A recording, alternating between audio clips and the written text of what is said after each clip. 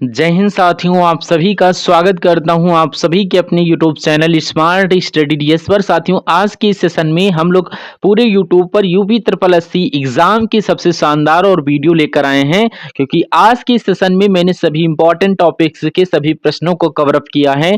तो अगर आप इस वीडियो के सभी प्रश्नों को तैयार कर लेते हो तो जीत आपकी पक्की हो जाएगी और एक अच्छा स्कोर कार्ड आपके हाथ में होगा। तो आज के इस सेशन में पूरे सिलेबस को हम लोग कवर अप करने की कोशिश करेंगे और यहां से आपका जो पेपर है वो फंसेगा ही फंसेगा 100%। और जितने भी सब्जेक्ट आपके एग्जाम में आएंगे उन सभी सब्जेक्ट को हम लोग कवर अप करेंगे, चाहे वो यूपी जीके हो, चाहे जीके जीएस हो, या करंट अफेयर हो, चाहे रीजनिंग हो, या मैथ हो, मैथ के डीआई के क्वेश्चन हो, इंग्लिश हो, सब कुछ कंप्लीट करेंगे आज के इस सेशन में। पहला क्वेश्चन आपकी स्क्रीन पर है, कह रहा है कि यहाँ पर उत्तर प्रदेश जो दिवस है ये किस तारीख को मनाया जाता है। तो 24 जनवरी को हर साल उत्तर प्रदेश दिवस मनाया जा रहा है। कह रहा राजकोषीय स्वास्थ्य सूचकांक 2025 में उत्तर प्रदेश की रैंक क्या आई है। तो आपके लिए बहुत इंपॉर्टेंट क्वेश्चन है कि उत्तर प्रदेश की जो रैंक आई है, ये बात आपको ध्यान रखना है, वो 7वें नंबर की रैंक आई है। आप सभी को याद रखना है, टाइपिंग एरर के थ्रू यहाँ पर ऑप्शन गलत हुआ है। कह रहा है एक मशहूर मंदिर है जिसका नाम है लिंगराज मंदिर, ये किस शहर में स्थित है।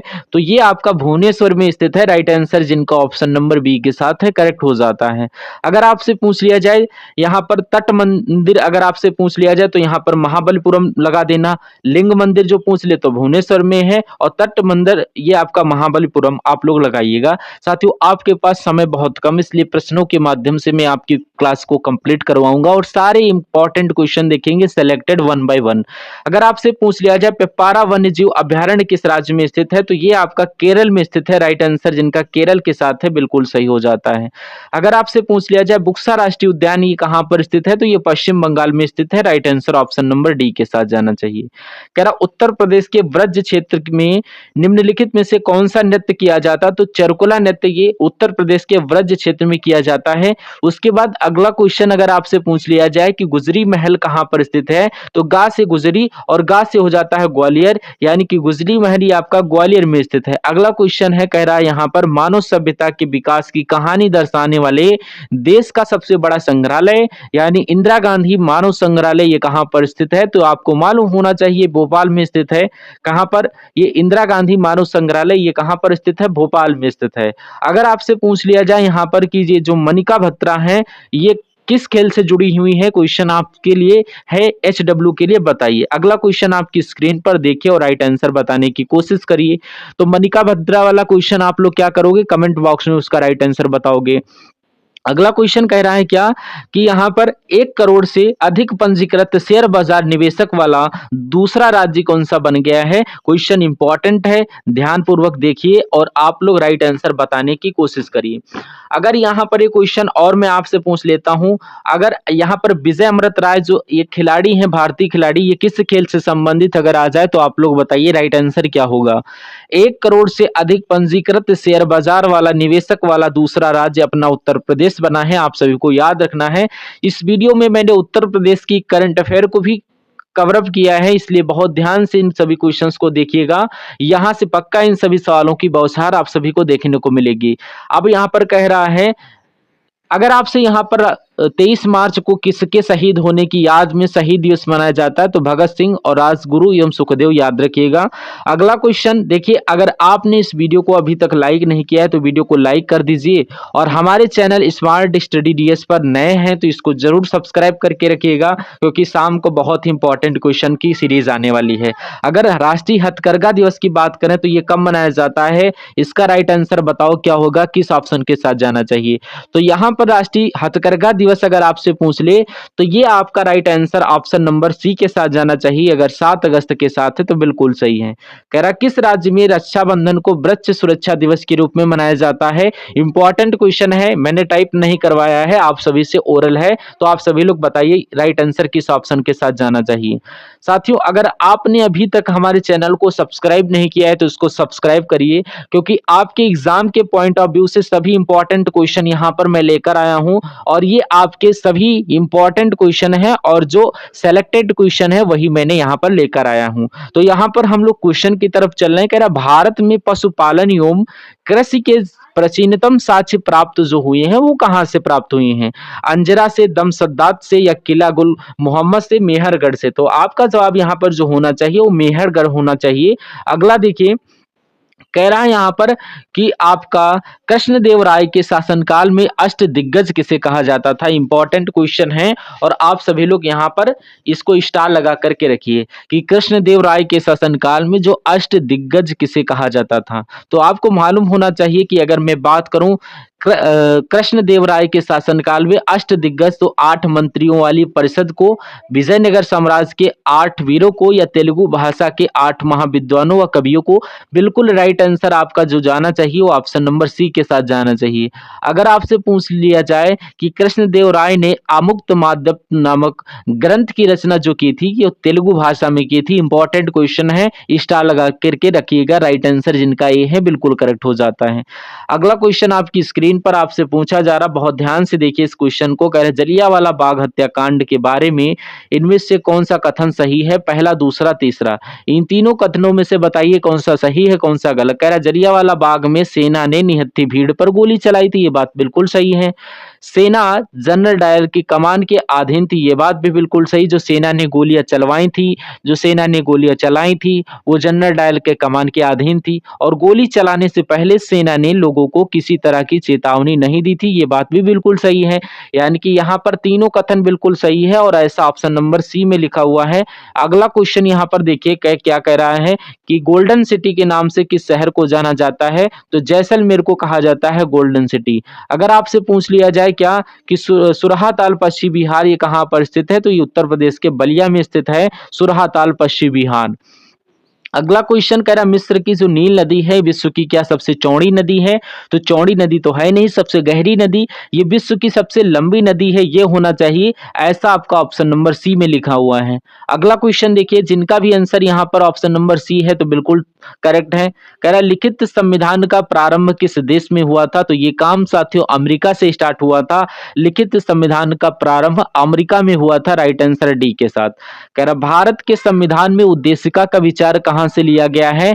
तो ये आपका यूएसए के संविधान से लिया गया है। राइट आंसर अगर है आपका ऑप्शन नंबर डी के साथ, मैं कहूंगा आपका right answer option number D के साथ जाएगा। अगला कह रहा उत्तर प्रदेश द्वारा जारी आकाशात्मक विकास खंड योजना के तहत वर्ष 2024-25 की डेल्टा रैंकिंग में उत्तर प्रदेश का कौन सा जिला शीर्ष पर रहा है? तो मैं कहूंगा जालौन जिला शीर्ष पर रहा है। इसको एक बार और देख लीजिए क्योंकि ये बहुत ही इंपॉर्टेंट क्वेश्चन आपके एग्जाम के पॉइंट ऑफ व्यू से। अगर अगला क्वेश्चन पूछ लिया कि जाए कि राज्यपाल उच्च न्यायालय के न्यायाधीशों की नियुक्ति के संबंध में किसको परामर्श देता है? राष्ट्रपति को देता है। आपका राइट आंसर हो जाता है। राज्यपाल किसका सदस्य ना होते हुए उसका अभिन्न अंग होता है? तो यहाँ पर विधानमंडल की बात चल रही है, यानी कि राज्यपाल राज्य की विधानमंडल का सदस्य ना होते हुए उसका एक अभिन्न अंग होता है। जैसे कि संसद का एक अभिन्न अंग राष्ट्रपति होता है, वैसे ये सभी लोग होते हैं। कह रहा महाराष्ट्र सरकार ने उत्तर प्रदेश के किस शहर में छत्रपति शिवाजी महाराज का भव्य स्मारक निर्माण की घोषणा की है? तो अगर आपका राइट आंसर आगरा के साथ होगा, यानी कि महाराष्ट्र सरकार ने आगरा शहर में छत्रपति शिवाजी महाराज का यहाँ पर भव्य स्मारक की यहाँ पर घोषणा की। क्वेश्चन इंपॉर्टेंट है इसलिए आपके एग्जाम में आएगा। कह रहा अर्थव्यवस्था में श्रम की आपूर्ति किस पर निर्भर करती है? तो ये आपका जनसंख्या पर निर्भर करती है। अर्थव्यवस्था में आपकी श्रम की जो है निर्भर करती है। अब यहाँ पर अगर पूछ लिया जाए कि चंद्रमा और सूर्य के कारण ज्वार भाटा के बारे में कौन सा नियम स्पष्ट करता है? तो यहाँ पर ये इंपॉर्टेंट क्वेश्चन है। अगर आपके एग्जाम में आ जाए तो आप लोग क्या लगाओगे? तो यहाँ पर जो चंद्रमा और सूर्य के कारण ज्वार और भाटा के बारे में नियम करता है गुरुत्वाकर्षण। तो पहला पड़ाव और पहला ही आपका राइट आंसर हो जाता है। उसके बाद देखिए कह रहा प्रत्येक किलोग्राम पर पृथ्वी का गुरुत्वाकर्षण बल कितना होता है लगभग? तो प्रत्येक किलोग्राम पर पृथ्वी का गुरुत्वाकर्षण बल 10 न्यूटन। 10 न्यूटन आपका ऑप्शन नंबर बी में लिखा हुआ है। उसके बाद देखिए यहाँ पर अगर पूछ लिया जाए क्या कि किसी वस्तु का भार न्यूनतम तब होता है जब उसे रखा जाता है, यानी कि उत्तरी ध्रुव पर या दक्षिणी ध्रुव पर। तो पृथ्वी के केंद्र पर जब उसका न्यूनतम भार रखा होगा, यानी कि जब उसका पृथ्वी का किसी वस्तु का भार न्यूनतम तब होगा जब पृथ्वी के केंद्र पर वो वस्तु रखी जाए। इंपॉर्टेंट क्वेश्चन है, स्टार लगा करके रखिएगा। अगर आपसे पूछ लिया जाए क्या कि यहीं पर अगर आपसे पूछ लिया जाए जी का न्यूनतम मान अगर आपसे पूछ लिया जाए गुरुत्वाकर्षण, तो ये विषुवत रेखा पर होता है।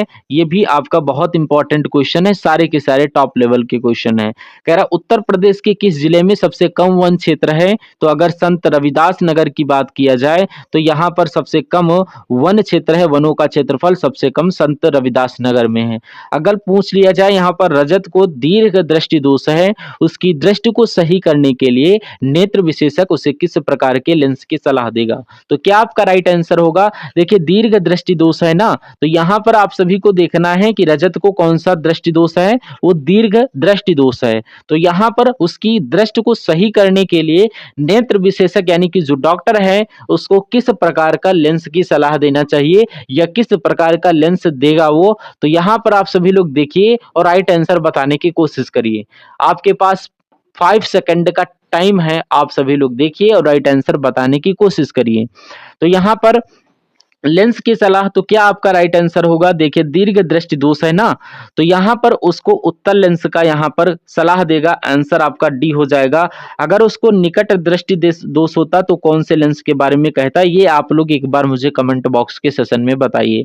कह रहा आंखों में प्रवेश करने वाले प्रकाश की मात्रा को किसके द्वारा नियंत्रित और विनियमित किया जा सकता है? तो अगर बात करें यहाँ पर क्या पुतली आपका जवाब होगा?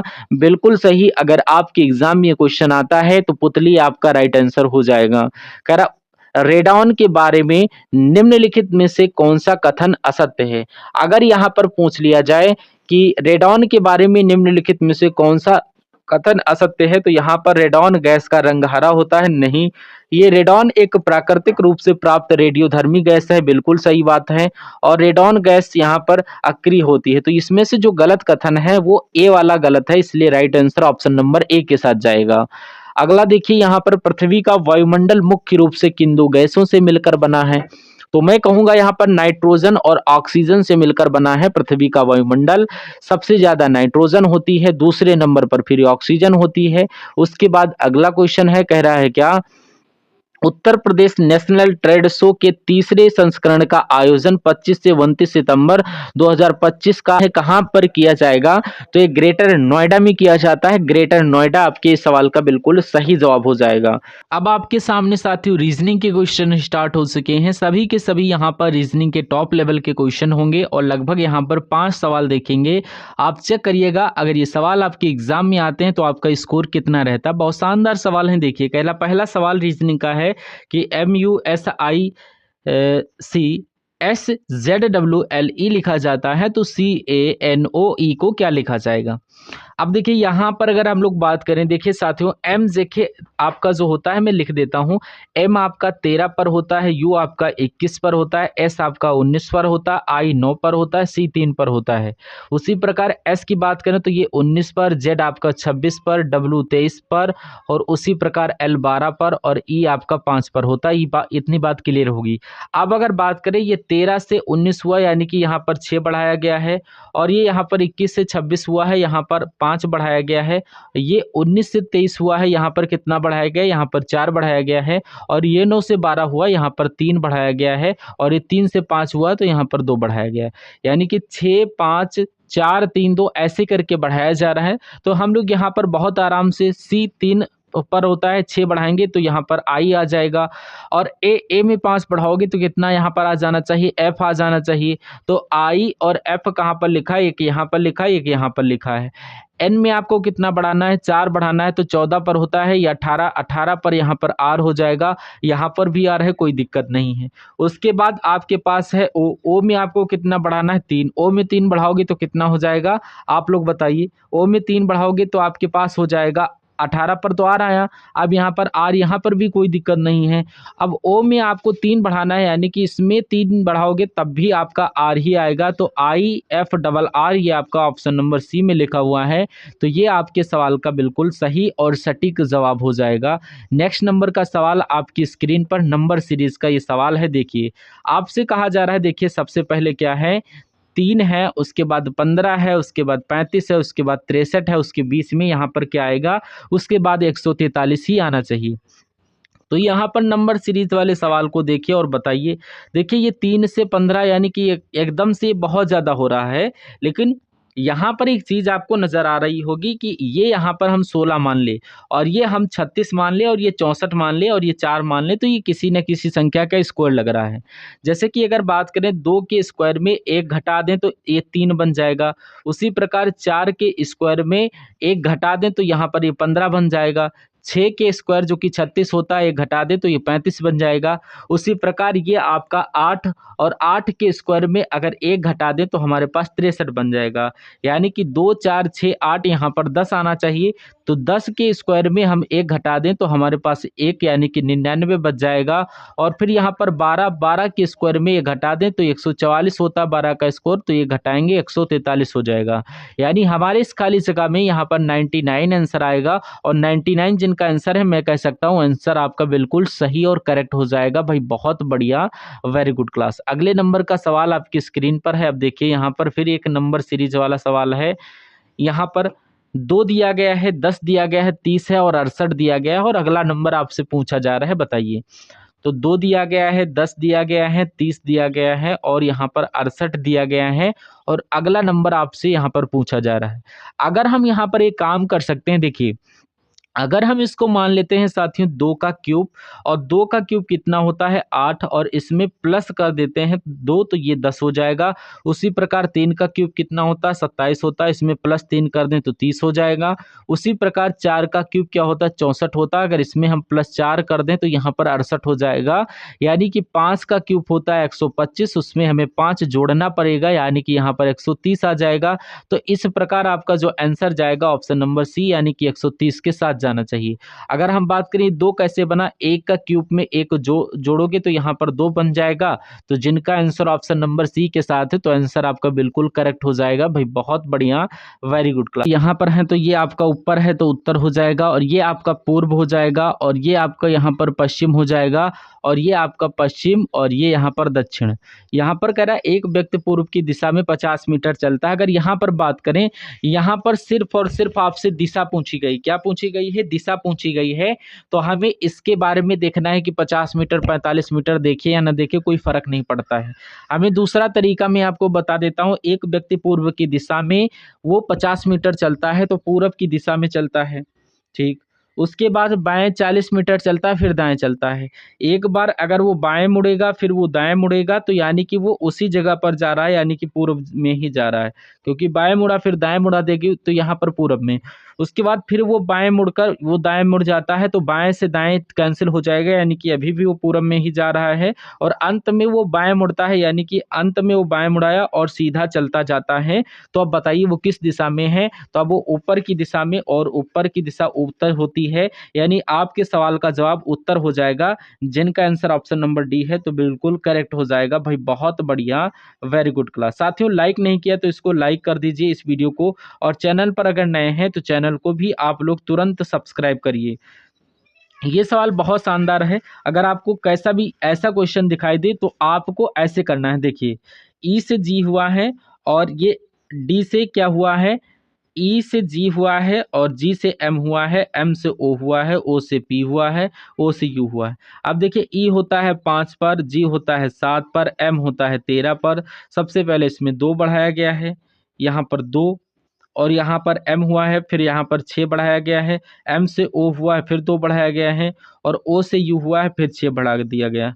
अब फिर से यहाँ पर 2 बढ़ाया जाएगा, यानी कि u में अगर 2 जोड़ोगे तो यहाँ पर u v w यानी कि w आएगा। और अगर w आप देखोगे तो सिर्फ और सिर्फ ऑप्शन नंबर डी, इसको टिक करके आपको आगे बढ़ जाना। लेकिन हम यहाँ पर सीख रहे हैं तो हम यहाँ पर सारा देखेंगे। जैसे कि यहाँ पर d से h हुआ है 4 बढ़ा है, h से l हुआ है 4 बढ़ा है, और यहाँ पर भी 4 बढ़ेगा, और यहाँ पर 4 बढ़ाओगे तो टी में 4 बढ़ाओगे तो यहाँ पर 24, 24 एक्स पर होता है तो यहाँ पर वाई ही आना चाहिए। तो आंसर आपका डी हो जाएगा, ठीक है। उसके बाद देखिए अब यहाँ पर